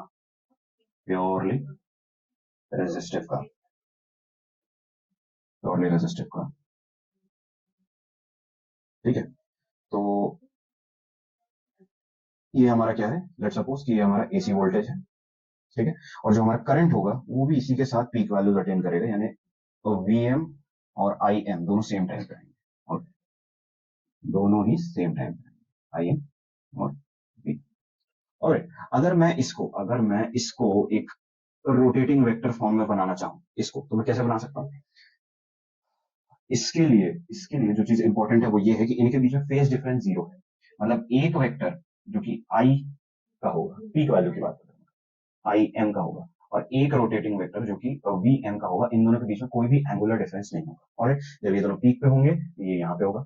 और अगर मैं इसके डिफरेंट इंटरवल पे इन वेक्टर्स का रोटेशन अगर समझाना चाहूं तो मैं समझा सकता हूँ, ठीक है। लेट सपोज ये, ठीक है, अगर मैं सिर्फ वोल्टेज की बात कर रहा हूं ऐसे, तो इसका अगर रोटेटिंग डायग्राम बना रहा हूं इनिशियल पोजीशन पे, तो इनिशियल पोजीशन पे इसका जो रोटेटिंग वेक्टर होगा, वो ऐसा होगा। और उसके बाद 90 डिग्री पे जब ये चला गया तो इसका रोटेटिंग वेक्टर जो होगा वो ऐसा आएगा, ठीक है। फिर उसके बाद में जब ये 180 पे गया तो इसका रोटेटिंग वेक्टर ऐसा आएगा, फिर 270 पे ऐसा आएगा, 360 पे अपनी इनिशियल पोजीशन पे आ जाएगा। ऑलराइट, और यदि इसी में एक डायग्राम में बनाता हूं आई एम का या आई का करंट का, तो ये भी सेम वैसे ही रहेगा। ऑलराइट, 0 डिग्री पे ये भी वैसे ही रोटेट करेगा, 0 डिग्री पे यहाँ, 90 पे यहाँ, 180 में यहाँ, 270 पे यहाँ, और 360 पे वापस अपनी इनिशियल पोजीशन पे। तो ये दोनों को अगर एक दूसरे पे सुपर इम्पोज कर दूं तो क्या मिलेगा मुझे, इन दोनों का रिजल्टिंग डायग्राम क्या मिलेगा, कि मेरे पास दो रोटेटिंग वेक्टर्स है एट किसी भी पॉइंट पे। लेट्स सपोज अपन ये वाला पॉइंट ले लेते हैं, ठीक है, किसी भी पॉइंट पे ये आई एम और वी एम के बीच में कोई भी फेज डिफरेंस नहीं है। ठीक है, ये एक साथ ही रोटेट करेंगे इस पूरे में, क्यों? क्योंकि एक साथ ही इन दोनों की वेव्स चल रही है। ऑलराइट, ये कंसेप्ट अगर समझ में आ गया है तो 90% काम हो गया है फेजर्स का, इसके बाद हमको कुछ नहीं करना है। ऑलराइट, अब इसके बाद आएंगे अपन एक नेक्स्ट टॉपिक पे, जो कि होगा, अभी जैसे हमने पढ़ा कि प्योरली रेजिस्टिव होगा, पता है? अब इसके बाद में आएगा कि अब आएगा इसके बाद में प्योरली इंडक्टिव। प्योरली इंडक्टिव यानी कि एक ऐसा सर्किट जिसमें सिर्फ एक इंडक्टर लगा है एसी सोर्स के साथ में। और इस सर्किट में हमको दो चीजें याद रखनी, पहली ये कि इंडक्टर जो होता है ये इंडक्टेंस की वजह से करंट को पीछे रखता है हल्का सा। पहली चीज तो यही रखनी है, क्योंकि करंट हल्का सा पीछे रहेगा, क्यों? इंडक्टेंस की वजह से। इंडक्टेंस एक ऐसी प्रॉपर्टी होती है जिसके बारे में हमने 6 चैप्टर में पढ़ रखा है ईएमआई में।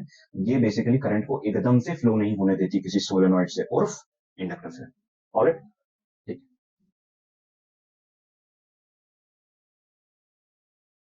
ऑलराइट, तो जो हमारा नेक्स्ट टॉपिक है जो कि बहुत इंपॉर्टेंट है वो है एसी वोल्टेज, जब हम एक प्योरली इंडक्टिव सर्किट में इसको अप्लाई करते हैं। ठीक है, अब क्योंकि ये एक प्योरली इंडक्टिव सर्किट है तो यहाँ पे एक इंडक्टर लगा होगा, दैट्स इट। ना इसमें रेजिस्टर लगा होगा, ना इसमें कैपेसिटर लगा होगा। सिर्फ एलसीआर इकलौता ऐसा केस है जिसमें हमको तीनों चीजें साथ में पढ़नी है। और एचसीवी में थोड़े ऐसे क्वेश्चन दिए हुए एलसीसीआर के, जो हम देखेंगे एचसीवी की जो वीडियो सीरीज बनेगी उसमें। ठीक है, तो अब आते हैं प्योरली इंडक्टिव सर्किट के ऊपर में। अब क्योंकि ये प्योरली इंडक्टिव सर्किट है तो इसमें जो होगा करंट लैग करेगा, क्यों? क्योंकि इंडक्टर लगा है, इंडक्टेंस, सेल्फ इंडक्टेंस की प्रॉपर्टी जो होगी वो इस इंडक्टर में होगी। और सेल्फ इंडक्टेंस की प्रॉपर्टी हमको ईएमआई में हमने बहुत अच्छे से पढ़ी है, और वो क्या कहती है? वो ये कहती है कि अगर कोई भी फ्रीक्वेंट चेंज इंडक्टर में आता है, लेट्स सपोज फ्रीक्वेंटली करंट आ रहा है, तो वो उसको इजीली आने नहीं देगा, वो उसके विरोध में एक बैक ईएमएफ बनाएगा। ऑलराइट, और इसी वजह से इस प्योरली इंडक्टिव के केस में क्या होता है, जो करंट होता है वो वोल्टेज से हल्का सा पीछे होता है। क्यों? क्योंकि ये सेल्फ इंडक्टेंस जो होगी इस इंडक्टर की वो उसे हल्का सा पीछे रखेगी। ठीक है, हल्का सा वैसे तो मैं कह रहा हूं, लेकिन एग्जैक्ट टर्म्स में अगर मैं बोलूं तो वो 90 डिग्री के फेज डिफरेंस पे होगा। ना फेज डिफरेंस क्यों? क्योंकि अगर करंट हल्का सा पीछे है, लेट्स सपोज अगर करंट हल्का सा पीछे है तो उसको ज्यादा टाइम लगेगा एज कंपेयर टू पोटेंशियल अपनी पीक वैल्यू पे पहुंचने के। जैसे हमने प्योरली रेजिस्टिव में पढ़ा था कि अगर मैं एक डायग्राम बनाता हूं तो जब वोल्टेज मैक्सिमम होगा तभी करंट मैक्सिमम होगा। ये किसका केस होता है? ये होता है रेजिस्टिव का, प्योरली रेजिस्टिव का। और लेकिन यहाँ पे प्योरली इंडक्टिव में ऐसा नहीं होता है। प्योरली इंडक्टिव में कैसा होता है कि अगर मेरा वोल्टेज पीक पे है, ठीक है, तो ये जो होगा करंट, इसको पीक पे आने पे थोड़ा सा ज्यादा टाइम लगेगा, थोड़ा सा ज्यादा टाइम लगेगा। और क्यों? सेल्फ इंडक्टेंस की वजह से। ठीक है, इंडक्टर की वजह से, उसकी प्रॉपर्टीज की वजह से ये होता है। अच्छा, अब यहां पे आप बोलोगे कि ये जो आई एम है ये वीएम से आगे है, आगे इसलिए है क्योंकि ज्यादा टाइम लगा है। ये जो एक्स एक्सेस यहाँ पे है ये टाइम या फेस को रिप्रेजेंट करती है। और ये हमारा वीएम हो जाएगा। ठीक है, तो ये इंडक्टिव का केस रहेगा। अगर मैं फेज डिफरेंस को फेजर्स में रिप्रेजेंट करना चाहूं तो फेजर्स में इसको कैसे रिप्रेजेंट करूंगा मैं? कुछ इस तरीके से। ऑलराइट, ये हमारा वीएम रहेगा और 90 डिग्री पे हमारा आई एम रहेगा। ठीक है, क्योंकि ये पूरा सिस्टम एंटी क्लॉकवाइज रोटेट कर रहा है इसलिए वीएम आगे है, आई एम पीछे है। ऑलराइट, तो कंफ्यूज मत होना। अगर ये एरो, अगर ये पूरा सिस्टम क्लॉकवाइज मूव कर रहा होता तो हम बोलते कि आई एम आगे है, ऐसा नहीं है, ये एंटी क्लॉकवाइज मूव कर रहा है पूरा का पूरा फेजर सिस्टम। ऑलराइट, ठीक है, अब इस सर्किट में हम लगाते हैं किरचॉफ लूप रूल। क्यों? क्योंकि हमको देखना है कि इस पूरे सर्किट में कितना पोटेंशियल है, कितना पोटेंशियल है। क्यों? क्योंकि वो पोटेंशियल एसी पोटेंशियल है, और वो पोटेंशियल कैसे बिहेव कर रहा है इंडक्टर के साथ, यही तो समझना है हमको। ऑलराइट, ठीक है, तो जब मैं इसमें किरचॉफ का लूप रूल लगाता हूं तो मेरे को जो इक्वेशन मिलती है वो यहां लिखी हुई है, v minus L D I by D T equal to 0। Total potential जो होगा वो किसके बराबर होगा? v is equal to L D I by D T. ये L D I by D T क्या है? ये L D I by D T इस इंडक्टर का पोटेंशियल ड्रॉप है। यहाँ पे एक ही लोड लगा हुआ है, वो है ये इंडक्टर, दैट्स इट। ठीक है, तो किरचॉफ लूप रूल को अगर मैं थोड़ा सा सॉल्व करता हूं तो मेरे को इक्वेशन मिल जाती है। ठीक है, और v is equal to L D I by D T. अगर मैं D I by D T को यही रहने दूं, एल को v के नीचे लेके जाऊं तो क्या होगा? v divided by L is equals to D I by D T. ये क्वेश्चन नंबर 1 है मेरी। और अब थोड़ी सी जगह बना लेते हैं यहाँ पे, सारे पार्ट एडिट हो जाएंगे इसमें से।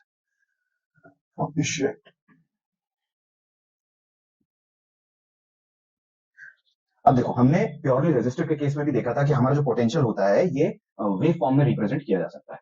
ठीक है, अब यदि हम इसको वेव फॉर्म में रिप्रेजेंट करेंगे तो इसकी इक्वेशन कुछ, अगर मैं v की वैल्यू यहां रखना चाहूं तो v क्या होता है? vm sin omega T. Alright, अब देखो, अगर यहां पे मैं इसकी वैल्यू रख दूं तो मेरे को इक्वेशन क्या मिल जाएगी? D I by D T is equal to vm sin omega T, और vm के नीचे क्या लगा हुआ है? L। और सिंपल सी चीज है। और ये जो है D I by D T V M by L sine omega T, ये बेसिकली क्या है? हमारी इंस्टेंटेनियस करंट की इक्वेशन है। इंस्टेंटेनियस इंस्टेंटेनियस करंट है। ऑलराइट, अगर हमको देखना है कि पूरे सर्किट में कितना करंट ओवर फुल साइकिल चल रहा है, तो हम क्या करेंगे, इसको इंटीग्रेट कर देंगे, एज सिंपल एज दैट। ठीक है, जब हम इसको इंटीग्रेट करेंगे विद रिस्पेक्ट टू टाइम, क्योंकि एक साइकिल में हमें कुछ ना कुछ टाइम तो लगेगा, इंस्टेंटेनियस तो होगा नहीं, क्योंकि इंस्टेंटेनियस है ना, एक इंस्टेंट का टाइम, एक साइकिल में मल्टीपल इंस्टेंट्स होते हैं। ठीक है, तो यहां पे जब हम इसको इंटीग्रेट करेंगे तो हम टाइम के रिस्पेक्ट में करेंगे। ऑलराइट, ठीक, ये हो जाएगा integration of di by dt is equals to integration of Vm by L sin omega t dt। Alright, ठीक,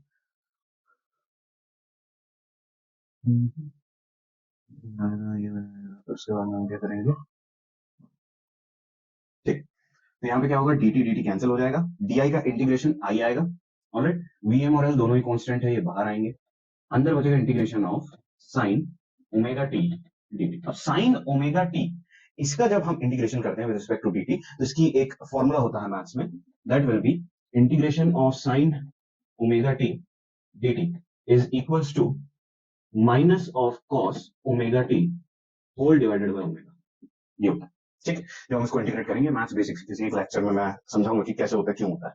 ठीक, अब देखिए, यदि इसको मैं इसमें पुट कर दूं, इसके इंटीग्रेशन को अगर मैं कंप्लीट करूं, तो मैं इसको लिख सकता हूं i is equals to minus VM, minus कहां से आया, यहां से आया, minus VM upon L cos omega T, और ये नीचे का जो ओमेगा है वो एल के साथ लिख दे। ये इक्वेशन बड़ी इंपॉर्टेंट है। ये इक्वेशन क्यों इंपॉर्टेंट है, क्योंकि यहां पे हमको दो नई क्वांटिटीज मिल रही, पहली ये ओमेगा एल और दूसरी VM by omega L as a whole. ठीक है, अब इन क्वांटिटीज पे आते हैं, ये हमारी एवरेज इक्वेशन आ गई। ठीक है, एवरेज करंट की इक्वेशन आ गई कि एक साइकिल में कितना करंट बन रहा है, इतना करंट बन रहा है। अभी ये कॉस ओमेगा टी को मैं साइन ओमेगा टी के फॉर्म में भी लिख सकता हूं। ठीक है, तो इसकी वाली इक्वेशन भी मैं यहां पे लिख देता हूं,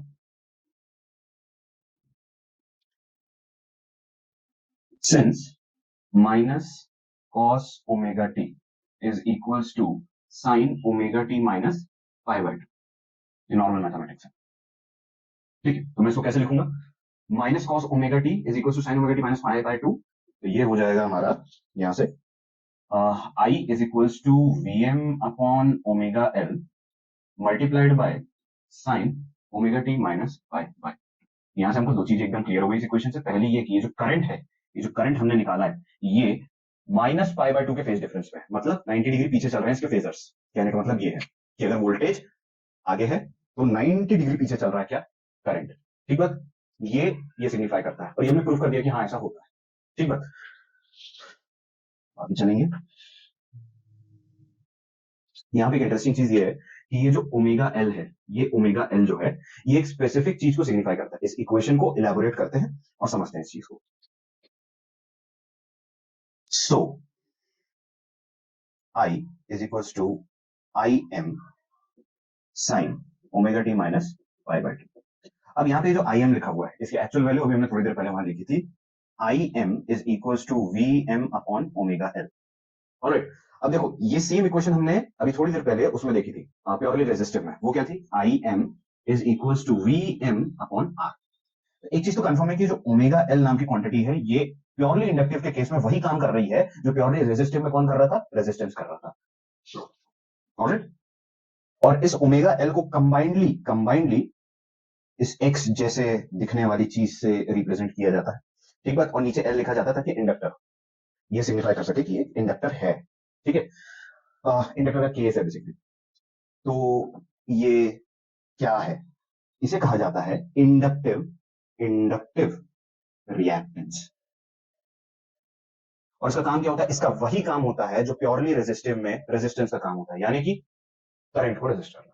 ठीक है, हाँ, तरीके दोनों के अलग हैं, तरीके रेजिस्ट करने के दोनों अलग हैं। जो रेजिस्टेंस होता है करंट को डायरेक्टली रेजिस्ट करता है, लेकिन जो रिएक्टिव इंडक्टिव रिएक्टेंस होती है ये इनडायरेक्टली रेजिस्ट करता है। कैसे, बैक ईएमएफ बना के। ये सारी चीजें हम पढ़ चुके हैं कि बैक ईएमएफ क्या होता है ईएमआई के चैप्टर में। ऑलराइट, और ईएमआई का लेक्चर भी जल्दी आ जाएगा जैसे मुझे टाइम मिलेगा। ठीक बात, तो इंडक्टिव रिएक्टेंस होती है ये, और इंडक्टिव रिएक्टेंस की अगर मैग्नीट्यूड वैल्यू पूछे तो that will be is equal to, यहाँ कितना लिखा, ओमेगा एल। ये इंपॉर्टेंट है। ठीक है, क्योंकि ऐसी ही एक, जैसे यहाँ लिखा हुआ है इंडक्टिव रिएक्टेंस, जो रेजिस्टेंस का काम कर रहा है, प्योरली इंडक्टिव के केस में, ऐसे ही प्योरली कैपेसिटिव के केस में भी आपको कैपेसिटिव रिएक्टेंस देखने को मिलेंगे। ऑलराइट, ठीक। अब वही मुद्दा जो हमने जो जो जो चीजें हमने परफॉर्म करी थी प्योरली रेजिस्टिव के लिए, वही काम हम करेंगे किसमें, प्योरली इंडक्टिव के लिए। और प्योरली इंडक्टिव में भी हमको इंस्टेंटेनियस और एवरेज पावर निकालनी है कि इसमें इस प्योरली इंडक्टिव में कितना पावर कंजम्पशन हो रहा है at an instant over a cycle, दोनों चीजें। ठीक बात, ठीक है। तो हम सबसे पहले आते हैं इंस्टेंटेनियस पावर पे। ऑलराइट, और इसका फॉर्मूला क्या होता है, इंडक्टर के लिए है इसलिए एल लगा दिया, P L is equals to I square R. Alright, ये होता है जूल्स लॉ ऑफ हीटिंग। ठीक है, अब ये वाला फॉर्मूला हमने प्योरली रेजिस्टिव के लिए लगाया था, लेकिन प्योरली इंडक्टिव के लिए क्या हम ये लगा सकते हैं? दो मेजर प्रॉब्लम है इसमें। पहली चीज कि हमारे पास रेजिस्टेंस नहीं है, हमारे पास रेजिस्टेंस नहीं है। हमारे पास क्या है, इसका काउंटर पार्ट है जो कि क्या कहलाता है, इंडक्टिव रिएक्टेंस कहलाता है। ठीक है, अब यदि हम आर के फॉर्म में उसको कन्वर्ट करना चाहें, क्योंकि हमने अभी थोड़ी देर पहले पढ़ा था कि भाई डीसी की जितनी भी फॉर्मूलाज हैं उनको लगाने के लिए हम आरएमएस वैल्यू का इस्तेमाल करते हैं। तो कई लोग ये भी बोल सकते हैं कि भाई आर का इस्तेमाल करने के लिए अपन को जो इंडक्टिव रिएक्टेंस है उसमें आरएमएस का उसका कोई काउंटर पार्ट निकाल लेते हैं, आर का काम हो जाएगा। नहीं हो सकता। उसकी सबसे बड़ी वजह है कि जो इंडक्टिव रिएक्टेंस होती है ये डिपेंड करती है ओमेगा पे, एंगुलर फ्रीक्वेंसी पे। तो हम बेसिकली उस पे आरएमएस वैल्यू नहीं लगा सकते, क्योंकि आरएमएस वैल्यू आपने देखा था एक तरीके का कांस्टेंट है। अगर मैं आपको आरएमएस वैल्यू यहाँ पे लिख के दे दूं, जैसे कि अपन को पता था कि I R M S is equals to I upon √2। अब ये 1/√2 जो होता है, इसको मैं ऐसे लिख सकता हूँ 1/√2 मल्टीप्लाइड बाय आई, जो कि आई क्या है, एक एसी वैल्यू है। 1/√2 क्या है, 1/√2 है 0.7, अप्रोक्सीमेटली 0.7 मल्टीप्लाइड बाय आई। ये क्या है, ये कांस्टेंट है। लेकिन यहाँ पे इस फॉर्मूले में यदि मेरे को एक्सएल लगाना है, ये एक्सएल की वैल्यू क्या होती है, omega L. Alright, omega L. इसमें ये जो ओमेगा है ये रोटेटिंग फेजर्स के साथ मूव करता है। ऑलराइट, जैसे जैसे वो फेजर्स मूव करेंगे वैसे वैसे ओमेगा चेंज करता जाएगा। ऑलराइट, ठीक। तो भाई अगर हम आई स्क्वायर आर यानी जूल्स हीटिंग अगर इसमें नहीं लगा सकते तो फिर क्या करेंगे, हम दूसरा फॉर्मूला यूज करेंगे, PL is equals to VI। और VI यूज करेंगे अपन। ठीक है, अब ये VI में क्या होगा, अब ये VI में हमारे पास पोटेंशियल है। पोटेंशियल की इक्वेशन क्या है, VM sin omega T, alright, multiplied bye I, that will B IM sin omega T minus pi by 2। Alright, अब यहाँ पे IM की वैल्यू भी हमारे पास है। IM की वैल्यू क्या होती है, VM sin omega T. IM की वैल्यू अभी हमने थोड़ी देर पहले देखी थी, that will B VM upon inductive reactance sin omega T minus pi bye. Alright, ठीक है। अब VM का क्या हो जाएगा, यहाँ पे VM का स्क्वायर हो जाएगा sin ओमेगा टी, ठीक है, मल्टीप्लाइड बाय, इसमें डिवाइड में अपन ने इंडक्टिव रिएक्टेंस लिख दिया, यहाँ पे आ जाएगा sin omega T minus. Now we have equation to solve. अब वो जो इक्वेशन है जो हमें मिली है नीचे सॉल्व करने के लिए, उसको अगर मैं यहाँ पे करना चाहूँ तो power of inductor is equals to VM का square upon inductive reactance sin omega T multiplied by sin omega T minus VM square upon XL sin omega T, sin multiplied by sin omega T minus pi by 2। sin omega T minus pi by 2 क्या होता है, minus cos omega T. Alright, अभी minus cos omega T multiplied by sin omega T कितना होगा, VM का square upon inductive reactance sin 2 omega T. Alright, ये हमारा क्या आ गया, ये हमारी फाइनल इक्वेशन आ गई किसकी, इंस्टेंटेनियस पावर की। इंस्टेंटेनियस पावर है। ठीक है, अभी जो इंस्टेंटेनियस पावर होती है हमें बताती है एक इंस्टेंट पे कितना पावर है। अब मुद्दे पे आते हैं, जो हमने प्योरली रिएक्टिव पे किया था वही हमको प्योरली इंडक्टिव पे भी करना है। ठीक है, जो हमारा एवरेज पावर था वहां पे, वो क्या था, एवरेज पावर जो हमने निकाला था वो हाफ IM स्क्वायर R था। ठीक है, अभी थोड़ी देर पहले हमने निकाला था। यहाँ पे चीजें थोड़ी अलग है। कैसे अलग है, देखो, अगर मेरे को इसका एवरेज पावर निकालना तो मैं क्या करूंगा, सिर्फ इसका एवरेज कर दूंगा, दैट्स इट, और कुछ नहीं करना है। ये माइनस साइन मैं लगाना भूल गया था, अब लगा दिया। ठीक बात। अब देखो, अगर मैं इसका एवरेज करूंगा तो जो कांस्टेंट होंगे वो बाहर आ जाएंगे, minus VM square upon inductive reactance, और अंदर क्या बचेगा, sin 2 ओमेगा टी का average. Now sine to omega T का एवरेज जो होता है वो इंटरेस्टिंगली कितना होता है? 0। इसका मतलब क्या है? क्या एवरेज पावर ओवर साइकिल 0 है? Obviously 0। Anything multiplied by 0 is 0। Average power कितनी हुई? 0। अब दो मेजर सवाल कि क्या purely inductive circuits power draw ही नहीं करते हैं, या जितनी पावर ड्रॉ करते हैं उतनी वापस कर देते हैं? सेकंड वाला ऑप्शन ज्यादा ठीक है कि जितनी पावर उन्होंने फर्स्ट साइकिल में ड्रॉ करी उतनी ही पावर वो वापस रिटर्न कर देंगे। अगर ऐसा होता है तो प्योरली रेजिस्टिव में क्यों नहीं हो रहा था? प्योरली रेजिस्टिव में इसलिए नहीं हो रहा था क्योंकि बेचारा रेजिस्टेंस के पास पावर वापस देने का कोई तरीका ही नहीं है। जूल हीटिंग को फॉलो करता है, जितनी एनर्जी डेसिपेट हुई वो वापस आ ही नहीं सकती उसमें। तो इंडक्टेंस या इंडक्टर के पास में क्या होता है? बैक ईएमएफ, मैग्नेटिक फील्ड्स, बहुत सारी चीजें हैं, बहुत सारे रास्ते हैं जिसकी मदद से वो क्या करता है? इसी को रिटर्न कर देता है। यानी कि जो पहली हाफ साइकिल में उसने पावर ली सोर्स से, बाकी की हाफ साइकिल में क्या करेगा? उसको वापस कर देगा। क्या ये 100% एफिशिएंट है? Obviously not.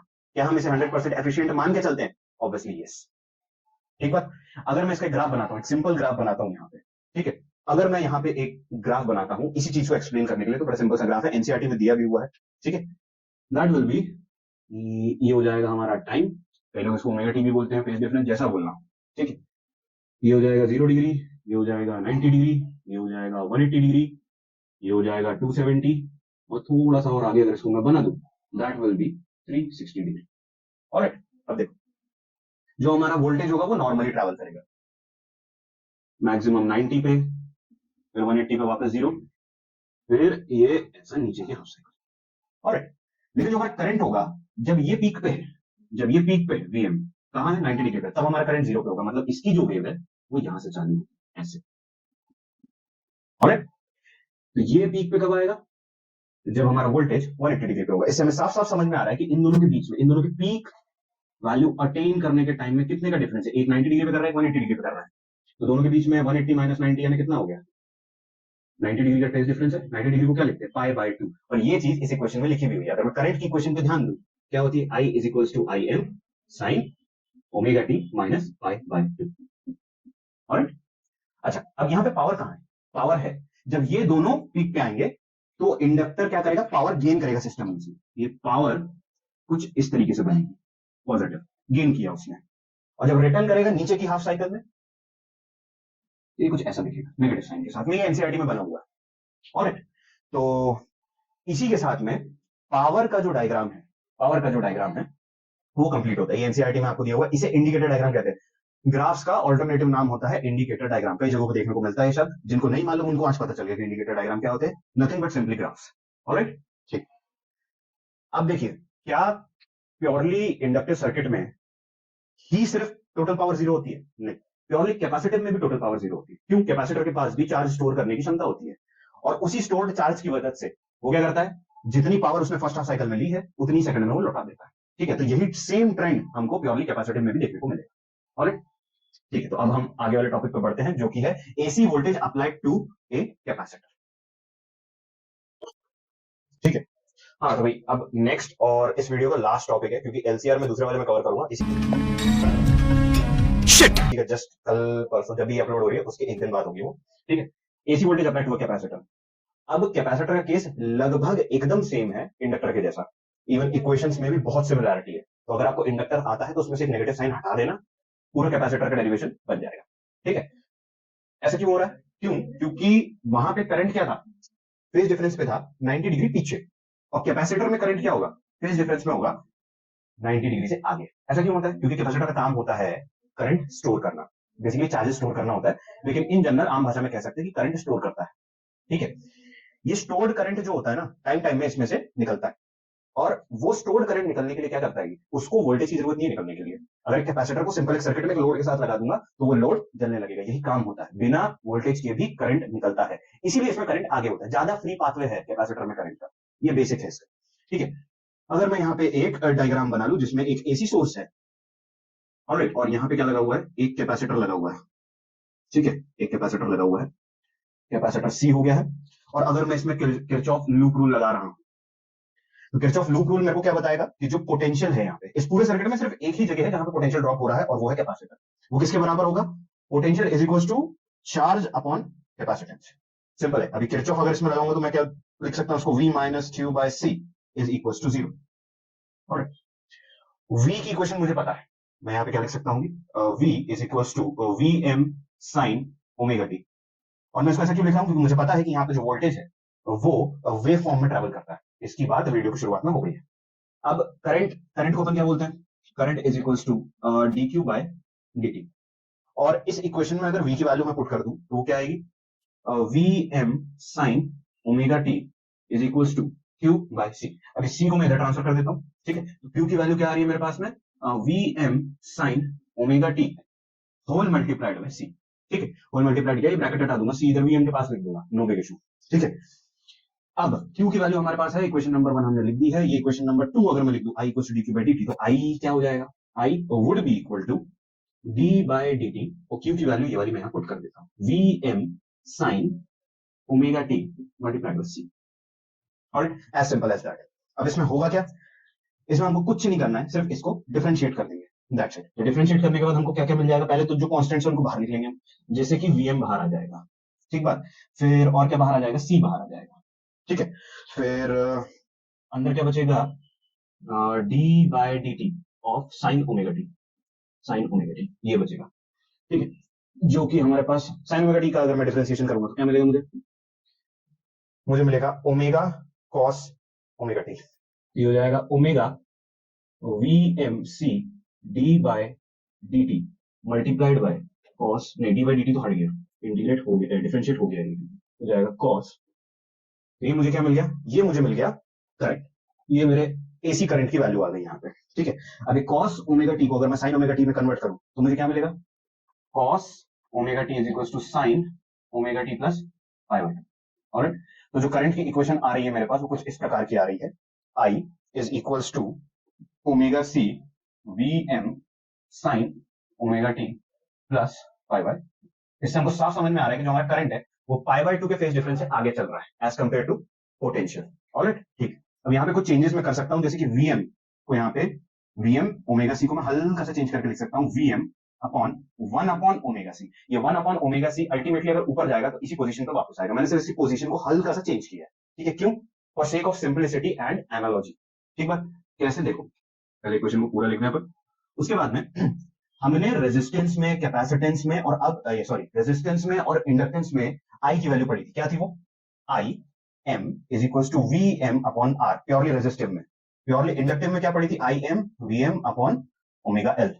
यहां पे by analogy I equals to V M upon 1 upon omega C आ रहा है। ये 1 अपॉन ओमेगा सी को हम क्या बोलते हैं, कैपेसिटिव रिएक्टेंस।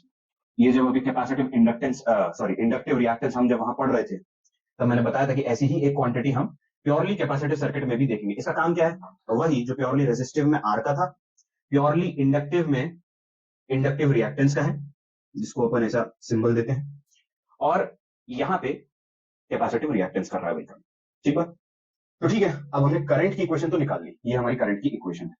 ऑलराइट, और इससे हमको समझ में आ रहा है कि करंट जो है वो pi by two phase difference से आगे चल रहा है, इसीलिए वहां पे प्लस पाई बाय टू लिखा हुआ है। ऑलराइट, कैसे आया वो हमने यहाँ पे डिराइव कर दिया। अब करंट आ गया, हमारा काम क्या होता है, सबसे पहले हम देखते हैं पोटेंशियल और करंट के बीच में फेज डिफरेंस कितना है, उसके बाद इंस्टेंटेनियस पावर कितनी है और एवरेज पावर कितनी है। एवरेज पावर अभी जब प्योरली इंडक्टिव पढ़ रहे थे तो मैंने बता दिया था कि इसमें भी जीरो होगी, कैसे होगी वो देख लेंगे। अब बारी आती है इंस्टेंटेनियस पावर की, ठीक है। इंस्टेंटेनियस पावर में हम जूल हीटिंग का फॉर्मूला नहीं लगा सकते, यानी P is equal to I square, R नहीं लगेगा वहां पे, क्यों, क्योंकि R है ही नहीं। और दूसरी चीज, जो हमारा करंट है वो ओमेगा पे डिपेंड करता है, ठीक बात। I स्क्वायर में प्लस माइनस जो होंगे उनकी कोई वैल्यू ही नहीं होगी, ठीक है। तो बहुत सारी इसमें चीजें हैं जो अलाउ नहीं करती हमको जूल हीटिंग का फॉर्मूला लगाने के लिए। स्टिल हम यहाँ पे VI वाला फॉर्मूला लगा सकते हैं, power is equal to potential multiplied by current, वो लगा के देखते हैं। इंस्टेंटेनियस पावर बचा है और एवरेज पावर बचा, ठीक है। इंस्टेंटेनियस पावर अगर मैं PC is equal to VI लिख रहा हूं यहाँ पे, तो मुझे पता है V की इक्वेशन जो होगी वो क्या होगी, VM sign omega T. Alright, और अगर I की वैल्यू यहाँ पे डालो, अभी हमने निकाली है, तो मल्टीप्लाइड बाय I की वैल्यू कितनी होगी, IM, जिसकी वैल्यू हमें पता है, ठीक है, IM sign omega T plus pi by to. और ये IM की वैल्यू क्या होती है, ये होती है VM upon 1 by omega C. और ये 1 बाय ओमेगा सी क्या है, कैपेसिटिव रिएक्टेंस, कैपेसिटिव रिएक्टेंस, उसका सिंबल ये होता है C और कैपेसिटेंस, ठीक। अब यहाँ पे अगर मैं नॉर्मली इसे मल्टीप्लाई करूं तो कितना आएगा, ये VM IM और sine omega T multiplied by sine omega T plus pi by two, that will be equal to sine 2 omega T. That will be equal to sine 2 omega T. अब ये जो equation है हमारी, ये equation आ गई instantaneous power की, ठीक है। इंस्टेंटेनियस पावर तो इतनी है, ठीक है। अब ये इंस्टेंटेनियस पावर अगर नहीं होगी, अगर ये इंस्टेंटेनियस पावर ना होके अगर मैं आपको एवरेज पावर कितनी होगी, तो आप क्या करोगे, इसमें सिर्फ एवरेज के 2 साइन लगाओगे। ऑलराइट, इसमें एवरेज के सिर्फ 2 साइन लगाओगे और इसमें से जितनी चीजें कांस्टेंट उनको बाहर कर दो, वीएम बाहर आ गया, आईएम बाहर आ गया, sine 2 omega T, sine 2 omega T, ये बाय 2 भी बाहर आ जाएगा, ये भी कांस्टेंट है। साइन 2 ओमेगा टी का एवरेज कितना होता है, 0। सेम कंसेप्ट, जितनी एनर्जी, कैपेसिटर में तो ये एनर्जी लेना और वापस करने वाली टेंडेंसी बहुत प्रोमिनेंट होती है, क्यों, इसके पास स्टोरेज कैपेसिटी होती है, इसने जितनी पावर ली उतनी स्टोर करी, बाद में लौटा दी, ठीक है। तो इसीलिए एवरेज पावर कितनी होगी इसकी, average power over a cycle would be 0। Instantaneous power कितनी होगी, ये क्वेश्चन लिखी हुई है यहाँ पे, इंस्टेंटेनियस पावर की। ऑलराइट, कोई इशू उसमें होना नहीं चाहिए, क्यों, क्योंकि तीनों ही प्रकार के हमने इंडिविजुअल सर्किट्स देख लिए हैं। हाँ, इसका मैं इंडिकेटर डायग्राम बना दे रहा हूँ कि इसमें पावर और जो करंट होगा और जो वोल्टेज होगा वो कैसे मूव करेगा। इसमें हमारा करंट आगे है, अगर मैं यहाँ पे इसका फेजर डायग्राम बनाऊं, क्योंकि फेजर इंपॉर्टेंट होता है, तो चलिए कंपैरेटिवली तीनों का एक साथ बना के मैं बता दूंगा, ठीक है। तो फिलहाल ये हो जाएगा 0 डिग्री, ये हो जाएगा 90 डिग्री, ये हो जाएगा 180 डिग्री, ये हो जाएगा 270 डिग्री, फिर आएगा 360 डिग्री। ऑलराइट, तो जो इसमें करंट होगा, करंट वो आगे होगा कुछ इस तरीके से, ठीक है। और जो पोटेंशियल होगा वो हल्का सा पीछे होगा। ये जो होगा ये हमारा पोटेंशियल, जब करंट 0 पे आ रहा है तब हमारा पोटेंशियल पीक वैल्यू पकड़ रहा है, ऐसे। तो ये हमारा वीएम हो जाएगा और ये हमारा आईएम हो जाएगा, ठीक है। इसमें वीएम थोड़ा सा लैग कर रहा है, लैग कर रहा है मतलब ज्यादा टाइम ले रहा है पीक अक्वायर करने में, ठीक बात है। और अब आते हैं पावर की, पावर का एज इट इज पहले जैसे ही होगा, कुछ भी अलग नहीं।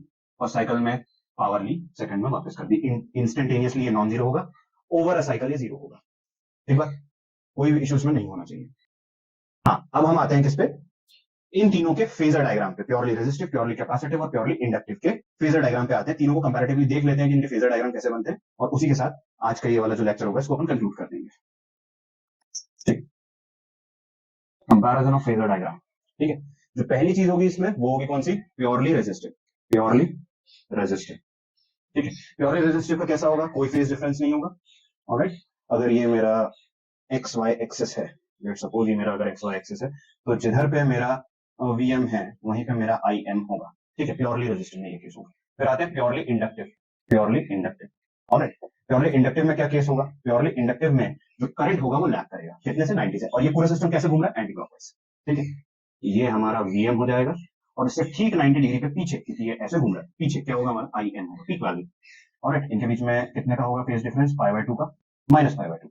और फिर उसके बाद आते हैं अपन किस पे, प्योरली कैपेसिटिव में, ठीक। प्योरली कैपेसिटिव में कैसा होगा, प्योरली कैपेसिटिव में होगा ये हमारा वीएम है और इससे 90 डिग्री के आगे पे चल रहा है कौन सा, आईएम, ठीक। और जब हम इन तीनों फेज डायग्राम्स को एक साथ मर्ज करेंगे तो हमें कंडीशन मिलेगी किसकी, एलसीआर सर्किट की। एलसीआर सर्किट अगली वीडियो में मैं कवर करूंगा, क्यों, क्योंकि एक वीडियो में इतना सारी चीजें कवर नहीं करी जा सकती, टेक्निकल नॉलेज बहुत आ रहे हैं, मैं पहली बार रिकॉर्डिंग कर रहा हूं, मेरे को नहीं समझ में आता है फ्लो कैसे पकड़ना है, टू बी ब्लंट, ठीक बात। तो इसीलिए ये तीनों फेजर डायग्राम मैंने बता दिए हैं कंपैरिजन के लिए, और इसमें कुछ भी एकदम ऐसी एलियन टेक्नोलॉजी तो है नहीं, ठीक है, ना ही एलियन इन्फॉर्मेशन है कि आपको समझ में ना आए। एक फ्लो पकड़ने की कोशिश करी मैंने इस वीडियो में, होपफुली सबको समझ में आएगी। नेक्स्ट वीडियो जो कि एलसीआर, पावर फैक्टर, ये 2 टॉपिक्स और रेजोनेंस 3 टॉपिक कवर करेगी, वो अप्रोक्सीमेटली 30-35 मिनट्स की होगी। आपको अगर समझ में आया है तो मेक श्योर कि आप मुझे अपना फीडबैक दें, मेरे लिए फीडबैक ज्यादा जरूरी है क्योंकि मैं सीख रहा हूँ चीजों को, मेरे को टाइम लगेगा थोड़ा सीखने में। Alright, Thanks. Love you.